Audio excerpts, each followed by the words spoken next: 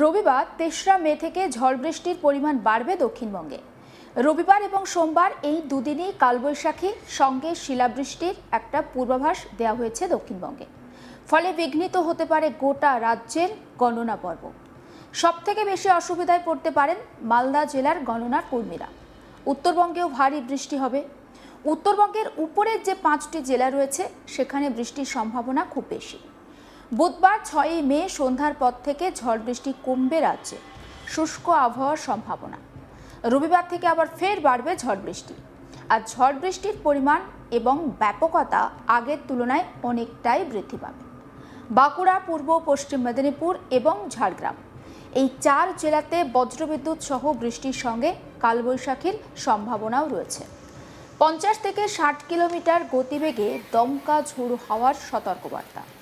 কলকাতা সহ দক্ষিণবঙ্গের বাকি জেলাতে 40 থেকে 50 কিলোমিটার গতিবেগে ঝড়ের সঙ্গে বজ্রবিদ্যুৎ সহ বৃষ্টির পূর্বাভাস রয়েছে।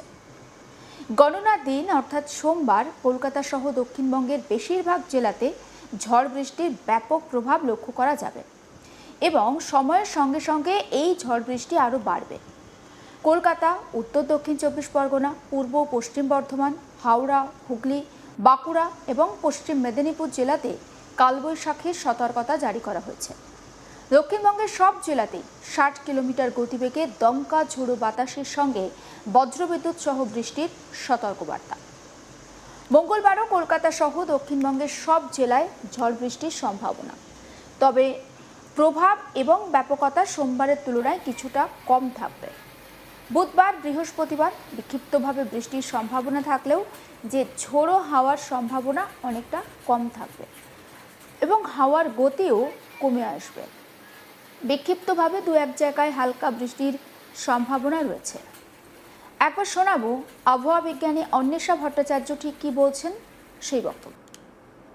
এক্ষেত্রে দমকা হাওয়া সহযোগে হালকা থেকে মাঝারি বৃষ্টির সম্ভাবনা আজ 2 তারিখে প্রত্যেকটা জেলাতেই মোটামুটি রয়েছে। সঙ্গে দমকা হাওয়ার গতিবেগ মোটামুটি 40 থেকে 50 পৌঁছানোর সম্ভাবনা রয়েছে মূলত উপকূলবর্তী জেলাগুলিতে, east West, Midnapore, Howrah, north south 24 Pargana এই জেলাগুলিতে সম্ভাবনাটা একটু বেশি। কালকের ক্ষেত্রেও এইরকমই সম্ভাবনা, মোটামুটি 40 থেকে 50 ম্যাক্সিমাম গতিবেগ হওয়ার সম্ভাবনা রয়েছে এবং মোটামুটি সব জেলাতেই হালকা থেকে মাঝারি বৃষ্টির সম্ভাবনা রয়েছে।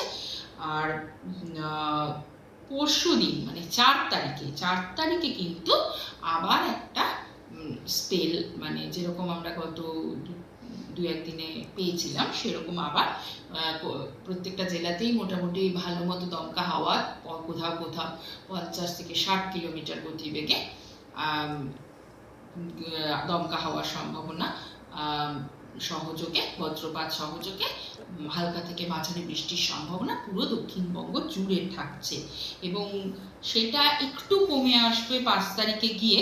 কিন্তু 5 তারিখেও মোটামুটি ভাবে কয়েকটি জেলা, মূলত পশ্চিম এবং উপকূলবর্তী জেলাগুলিতে এই সম্ভাবনা থাকছে। দমকা হাওয়াটা বেশ মানে গতিবেগটা বেশ বেশি থেকেই যাবে এবং সেই সঙ্গে একটা সারা দক্ষিণবঙ্গ জুড়ে একটা বৃষ্টির সম্ভাবনা থেকে যাচ্ছে। আবার 6 তারিখ থেকে বৃষ্টির এই দমকা হাওয়া, বৃষ্টি এগুলো আবার একটু করে কমে আসবার সম্ভাবনা এবং মোটামুটি তাও 6 তারিখেও মোটামুটি ফেয়ারলি ওয়াইড স্প্রেড বৃষ্টি হওয়ার সম্ভাবনা থেকে যাচ্ছে, সঙ্গে 40 থেকে 50 কিলোমিটার গতিবেগে হওয়ার সম্ভাবনাও থাকছে। এবং 7 এবং 8 তারিখে কোনো ওয়ার্নিং দেওয়া হয়নি, কিন্তু বৃষ্টি হালকা থেকে মাঝারি বৃষ্টির সম্ভাবনা প্রত্যেকটা জেলাতেই থেকে যাচ্ছে।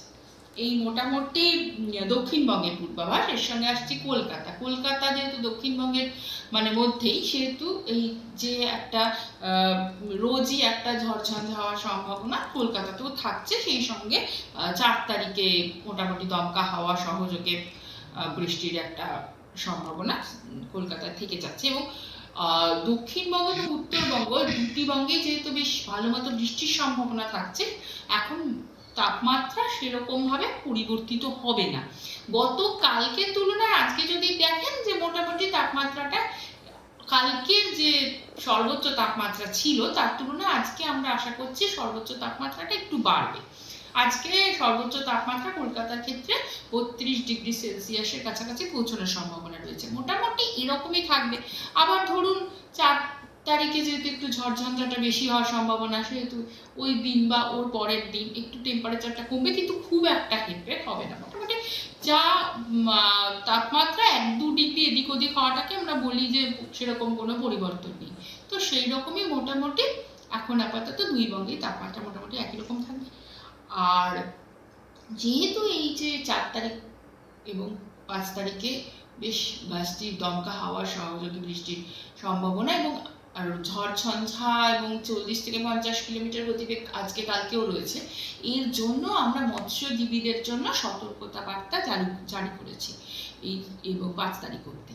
তো সেই ওয়েস্ট বেঙ্গল এবং নর্থ উড়িষ্যা কোস্টে মৎস্যজীবীদেরকে যাওয়ার জন্য নিষেধাজ্ঞা করা হচ্ছে। দক্ষিণবঙ্গ এবং কলকাতার আবহাওয়া ঠিক কেমন থাকবে সেটা আপনাদের জানালাম। এবার আবহাওয়া বিজ্ঞানী অন্বেষা ভট্টাচার্য উত্তরবঙ্গের আবহাওয়া নিয়ে ঠিক কি বলছেন আসুন শোনাই। উত্তরবঙ্গে ভারী বৃষ্টির সম্ভাবনা মূলত হিমালয় এবং হিমালয় সংলগ্ন যে 5টি জেলা সেখানে। এর সঙ্গে মানে রোজই থাকছে না একই জেলাগুলিতে, আমি বলে দিচ্ছি। 1 তারিখে মোটামুটি 2 তারিখে মোটামুটিভাবে সবকটি জেলাতেই সম্ভাবনা। আর 3 তারিখে রয়েছে দার্জিলিং, কালিম্পং ও জলপাইগুড়ি জেলাতে, এবং 4 তারিখে রয়েছে দার্জিলিং ও জলপাইগুড়ি ও আলিপুরদুয়ার জেলাতে সম্ভাবনা রয়েছে। এর সঙ্গে উত্তরবঙ্গ এবং দক্ষিণবঙ্গ দুটোতেই দমকা হাওয়া ও বজ্রপাত সহ হালকা থেকে মাঝারি বৃষ্টির সম্ভাবনা প্রতিটি জেলাতেই থাকছে। সেগুলি এবার আমি ধীরে ধীরে বলছি। প্রথমে উত্তরবঙ্গটা বলে নিচ্ছি। উত্তরবঙ্গে প্রথম দিন মানে 2 তারিখে থাকছে সম্ভাবনা মোটামুটি সবকটি জেলাতেই এই সম্ভাবনা, দমকা হাওয়া এবং বজ্রপাত সহ বৃষ্টির সম্ভাবনা, এবং উপরের 5টি জেলাতে দমকা হাওয়ার গতিবেগ প্রায় 40 থেকে 50 হওয়ার সম্ভাবনা আছে। 2 তারিখ 3 তারিখেও মোটামুটি প্রত্যেকটা জেলাতেই দমকা হাওয়া ও বজ্রপাত সহ হালকা থেকে মাঝারি বৃষ্টির সম্ভাবনা। 4 তারিখেও দমকা হাওয়ার পরিমাণ 50 থেকে 60 পৌঁছানোর সম্ভাবনা মালদা জেলাতে, এবং বাকি সবকটি জেলাতেও 40 থেকে 50 বা 30 থেকে 40 কিলোমিটার গতিবেগে দমকা হাওয়া সহযোগে বজ্রপাত সহ বৃষ্টির সম্ভাবনা থাকছে। 5 তারিখেও দমকা হাওয়ার গতিবেগ মালদা এবং দক্ষিণ দিনাজপুরের ক্ষেত্রে 50 থেকে 60 কিলোমিটার হওয়ার সম্ভাবনা রয়েছে। তারপরে আস্তে আস্তে এই দমকা হাওয়ার গতিবেগটা কমে আসবে এবং 6 তারিখে 30 থেকে 40 কিলোমিটার দমকা হাওয়া সহযোগে উপরের 5টি জেলাতে বজ্রবিদ্যুতের সম্ভাবনা এবং বৃষ্টির সম্ভাবনা মোটামুটিভাবে প্রত্যেকটা জেলাতেই থাকছে। এবং 7 এবং 8 তারিখে কোনো ওয়ার্নিং নেই, কিন্তু হালকা থেকে মাঝারি বৃষ্টির সম্ভাবনা উত্তরবঙ্গে থাকছে। সমস্ত আপডেট পৌঁছে দেবো আপনাদের কাছে। নজর রাখুন আজ তাক বাংলায়, সাবস্ক্রাইব করতে ভুলবেন না।